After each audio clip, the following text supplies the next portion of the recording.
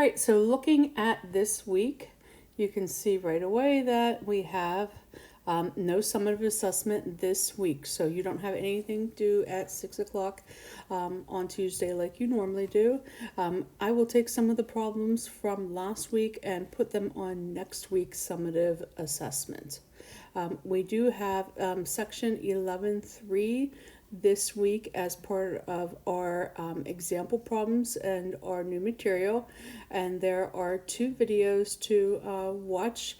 11.3 notes and then warm up 11.3. Those are both items in your notebook.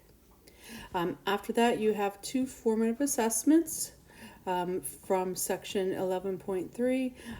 One is in your book, and it's called or in your notebook, and it's called Any Way That You Slice It, and it's on those pages.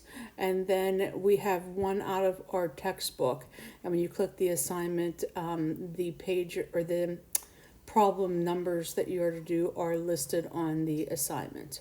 And as always, then we have our Zoom sessions linked in below here. And if you have any questions, please just go ahead and Canvas message me. Have a great day.